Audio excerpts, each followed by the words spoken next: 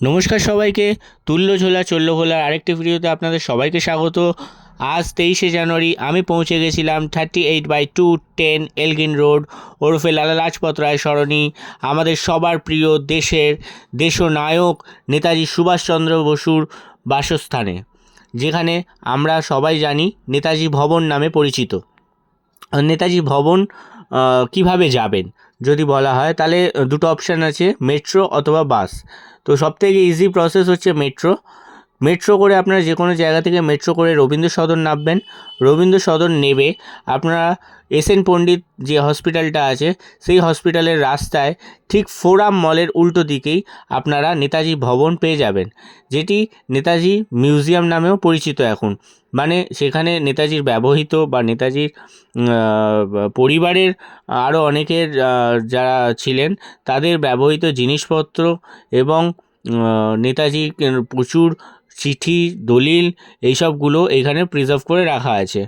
তো আপনারা গেট দিয়ে ঢুকেই টিকিট কাউন্টার পেয়ে যাবেন, যেখানে এন্ট্রি টিকিট কাটতে হয় পার হেড 40 টাকা করে অ্যাডাল্টদের, আর বাচ্চাদের 20 টাকা।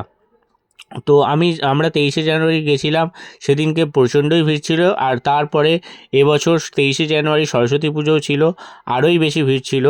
এই গাড়িটি হচ্ছে নেতাজির সেই গাড়ি, সেই বিখ্যাত গাড়ি, যেই গাড়ি করে তিনি তার বাড়ি ছেড়েছিলেন সেই মধ্যরাত্রিরে। তো সেই গাড়িটি এখনও প্রিজার্ভ করে রাখা আছে তার নেতাজির বাড়ির মধ্যেই।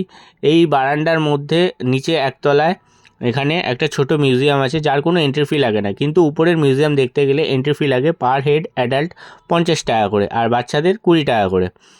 তো আপনাদের টোটাল মিউজিয়াম মানে টোটাল নেতাজি বাড়ি ভ্রমণ করতে গেলে আপনাদের টোটাল টিকিটের মূল্য পড়বে হচ্ছে 40 টাকা আর 50 টাকা, মানে টোটাল 90 টাকা পার হেড অ্যাডাল্টের, আর বাচ্চাদের হলে 40 টাকা।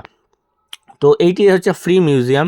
এইখানে নেতাজির ছবি এবং আরও অনেকের ছবি ছিল, তার ফ্যামিলির ফটো ছিল, এবং আমাদের আরও দেশের অনেক সহযোদ্ধাদের ফটো ছিল। এবং এইখানে নেতাজির ব্যবহৃত টাইপরাইটারটি আছে। এই টাইপরাইটারে করে নেতাজি টাইপ করতেন এবং চিঠি চাপাতি তিনি এই টাইপরাইটারে লিখতেন। এখানটায় ছোটো হল মতন করা আছে, মিউজিয়ামই বাট ছোটো হল মতন। তো এইটা থেকে বেরিয়েই আপনারা এইখানটা এই যে এই 3তলা বাড়ি দেখতেই পাচ্ছেন। তো এইখান দিয়ে এটা আবার এন্ট্রেন্সের দিকে যাচ্ছে। তো এন্ট্রেন্সের মুখটা, এই যে ভিড়টা একটু দেখিয়ে দিই, এইরকম ভিড় ছিল। আর এই যে এই কাউন্টারটা হচ্ছে টিকিট কাউন্টার, ওই যেখানটা হলুদ পাঞ্জাবি পরে একজন দাঁড়িয়ে আছে। তো এইটা হচ্ছে ওই যে ওইখানটা দেখতে পাচ্ছেন টিকিটের লাইন। তো এইটা হচ্ছে একটা বেশ খুব সুন্দর ছাদ বারান্দা আছে, আমাদের দেশনায়কের স্ট্যাচু দেখতেই পাচ্ছেন। তারপরে এখানে অনেক স্মৃতি ফলক আছে, আপনার স্মৃতি ফলকগুলো দেখতেই পেলেন। এরপরে আপনারা দোতলায় ধীরে ধীরে উঠবেন। দোতলায় উঠবার জন্য একটা সিঁড়ি আছে, এটি মানে এখন অনেক জায়গায় দেখা যায় না, সেটি হচ্ছে কাঠের সিঁড়ি। দেখুন আপনারা, যেটা খুবই মানে ভালো লাগলো দেখে। আমি দেখেছি বেশ কিছু বাড়িতে, পুরনো বাড়িতে। তো এটাও দেখে ভালো লাগলো, এত সুন্দরভাবে যত্ন করে রেখেছে। তো দোতলায় উঠে যেহেতু আমাদের ভিডিও করবার পারমিশন ছিল না, তো এই শুধু বারান্দাটুকুনির আমি ভিডিও করতে পেরেছি, আর বাকি ভিডিও করবার পারমিশন নেই ঘরের ভেতরে। তো উপরে উঠে আপনারা দেখতে পেয়ে যাবেন হচ্ছে নেতাজির এশিয়ার মিউজিয়াম অ্যান্ড এশিয়ার বাইরের যে যাবতীয়, যে যখন তিনি ছদ্মনামে থাকতেন, নাম পাল্টে যখন থাকতেন তখনকার যে এগুলো, সেইগুলো ছিল ওখানে যত্ন সহকারে রাখা আছে, সেই সব চিঠি চাপাটি, তো সেই সময়কার ছবি।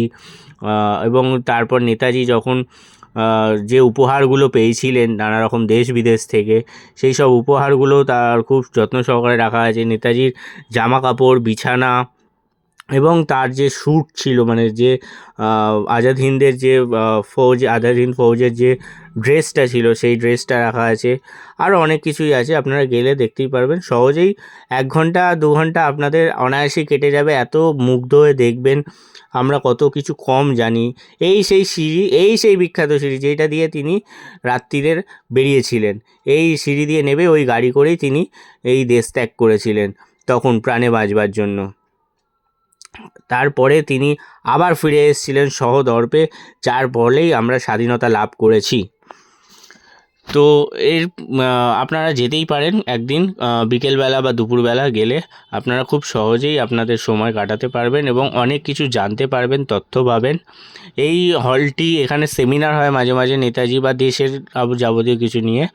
তো এই হলটিতে আপনারা মানে আমরা যখন গেছিলাম সেদিন তো কোনো সেমিনার ছিল না, মাঝে মাঝেই সেমিনার থাকে, তো এই হলটিতে তখন হয়। এই হলটি 2018 সালে প্রতিষ্ঠা হয়েছিল, মানে তৈরি হয়েছিল। তো এইখানে মাঝে মাঝে সেমিনার হয়। আর ছোটোর উপরে বাড়িটা খুবই সুন্দর, মানে যেমন পুরোনো দিনকার বাড়ি হয়। তো ভালো লাগলে আমার চ্যানেলটি সাবস্ক্রাইব করবেন। থ্যাংক ইউ, নমস্কার।